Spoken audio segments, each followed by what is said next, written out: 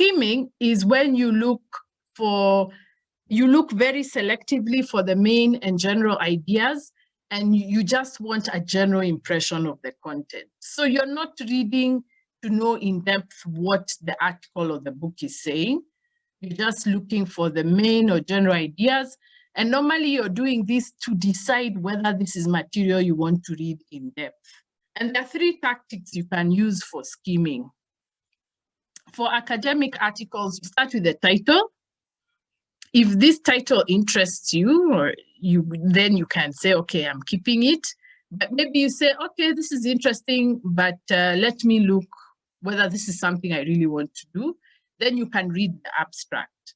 The abstract usually gives you what I've highlighted there. The abstract usually gives you sort of like a global picture of what the paper is about. So that's how you skim. You skim using the title. You can use the abstract. You can also look for subheadings. I don't know whether this article has, they do. You can use subheadings, say white man's country crisis. The next one is on commodity.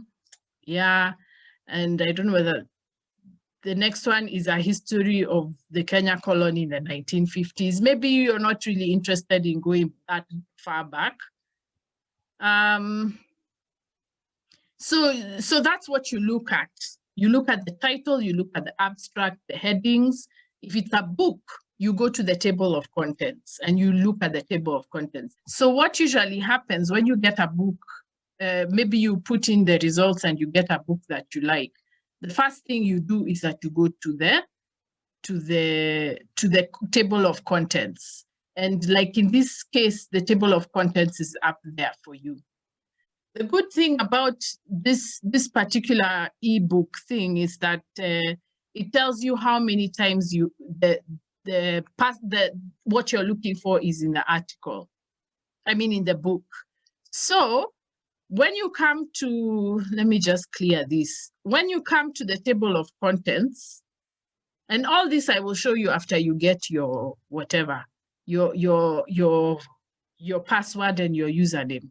You go to the table of contents and you can see there's no mention of a playwright. You're just seeing names, titles and names of whoever wrote. And of course, this is the part that I am looking for.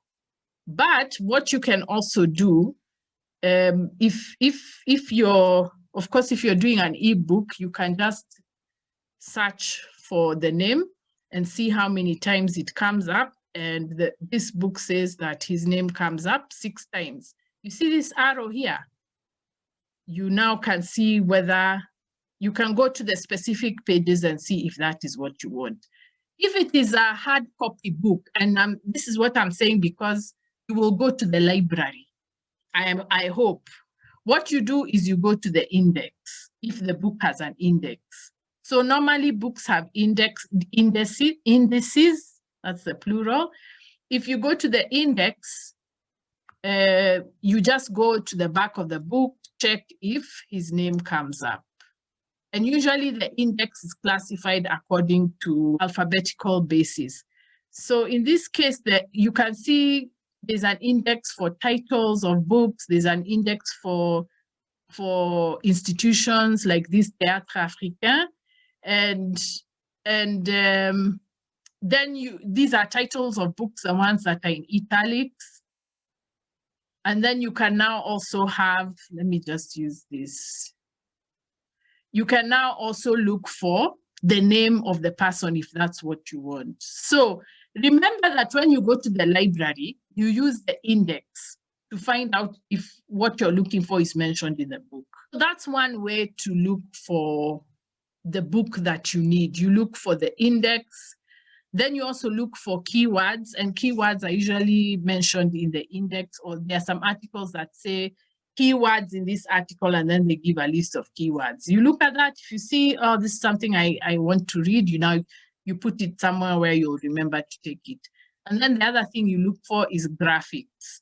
You can look for tables, graphs, illustrations. If that tells you that this is something that you want to read, then now you keep it aside for reading later. Let me just also say that for you to be able to use your reading time well, separate your days. Separate the days you use for going to the library to look for books, and then separate from the days when you go to the library to read. Don't combine the two, so that you use one day for just skimming, scanning, checking which books are worth reading, and then the next time when you come now, you just sit down and read. Okay, that is skimming. Skimming is just looking for the key words, key headings, chapters, titles, subheadings, graphics. If that doesn't interest you, you move on. Okay, scanning is the second one. Scanning is the second way to read. When you're scanning, you're searching for particular information while checking for its relevance. So now this time you have to do slightly more reading than when you're skimming. So what are the ways to scan? Let me just go back to the article which I showed you.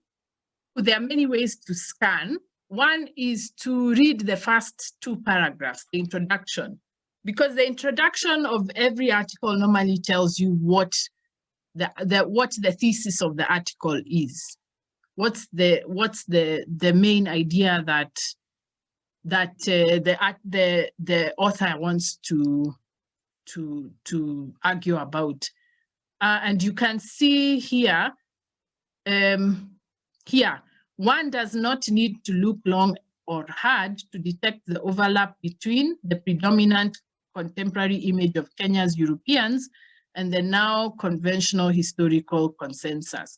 So what he's saying is that it's very easy to detect that there's a similarity between what colonial Europeans said and what current Europeans said.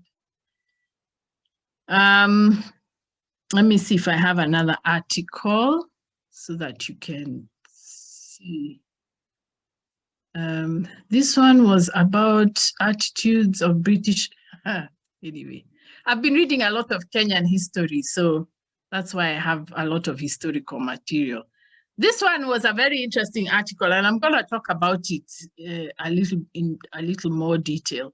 But you can see in this one, it says this essay examines the nature and development of an Anglophone tradition of conservative political thought. I've been looking up about that. And then it tells you what it considers. And then it tells you this essay asks whether this conservatism, blah, blah, blah. So usually in the first two paragraphs, you can tell what the article is about because the authors usually announce what they want to do with their articles. I hope you can see the hint I'm making here that when you present the paper you present at the end of the semester, it should be obvious what you want to say. What is your main argument? It should be obvious in the first two paragraphs.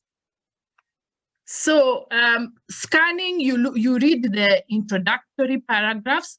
You can also read the concluding ones. There was a very nice article I read last week. It will take me time to find it. There, the paragraph was just so nice. And it just said exactly what I was looking for.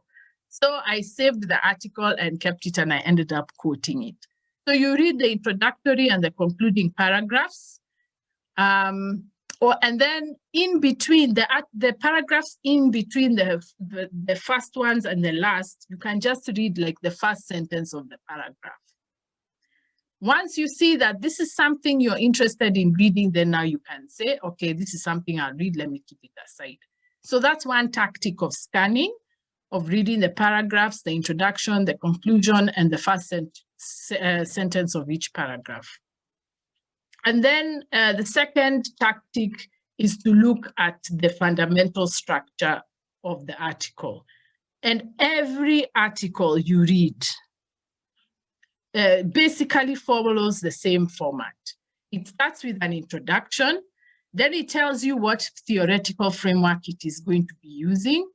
So, and theoretical framework doesn't mean I'm going to use this and this theory. Sometimes theoretical framework could be, I'm going to use the perspective of Chomsky. in his book this and this.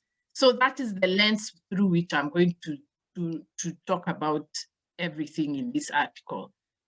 And then you look for the discussion of previous work. So if it discusses a person whose work you are following, then that's how you know whether this is an article you want to read. You also look at the presentation of the data.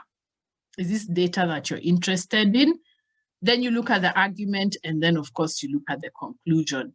Let me see whether, just give me a second to look for those. An article, the one I tell you I really liked and ended up quoting.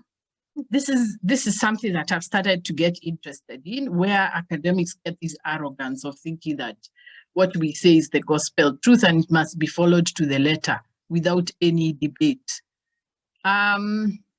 So I was searching for articles on epistocracy, which is the rule by experts.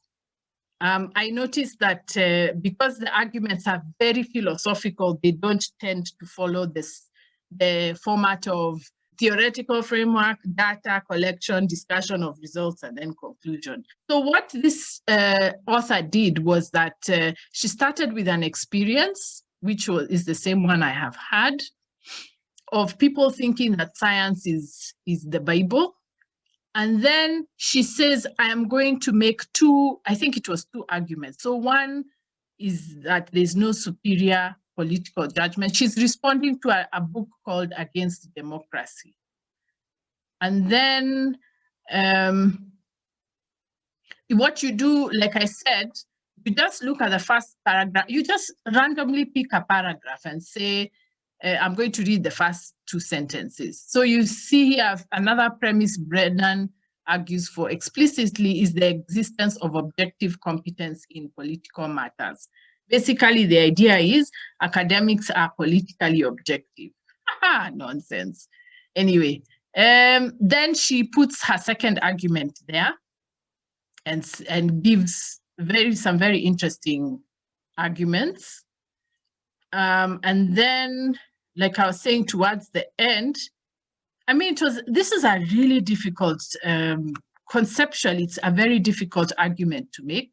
So it doesn't follow the format that you expect. But let me check one which has social data.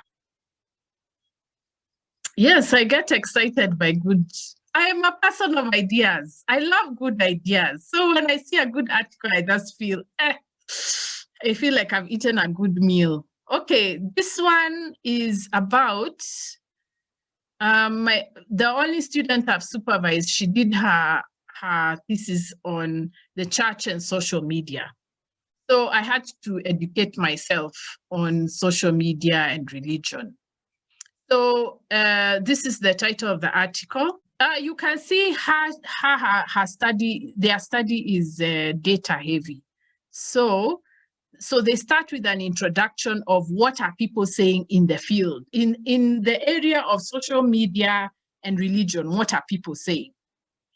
And she even starts with Pew Research. Pew Research is one of the websites that does a lot of, collects a lot of data on religion, especially in the US.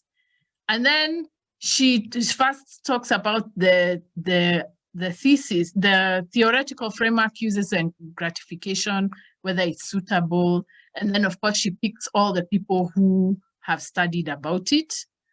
And then now she talks about the methods and explains what she did, what they did to collect data, and explains the scale. And then here are the results. Now, the results are where now they talk about, you know, what data they collected and how they calculated. Remember, I was talking about tables and graphics. There they are. And then they discuss the results. They talk about the implications and then finish off with limitations and future research. So what I was saying is that you can basically, by the way, this is a skill of getting used to it. You need to keep doing it many times until it becomes like second nature to you. So like me, I can look at an article these days. I can look within a minute, I've decided whether this has what I want. But I'm talking about what, 14, 15 years of experience. So you have to be patient with yourself and start doing it now. This is the class where I'm not giving you big assignments so that you can actually do these things and start getting used to looking at the material, making the quick decisions, whether this is something you want to read, and then moving on to the next one.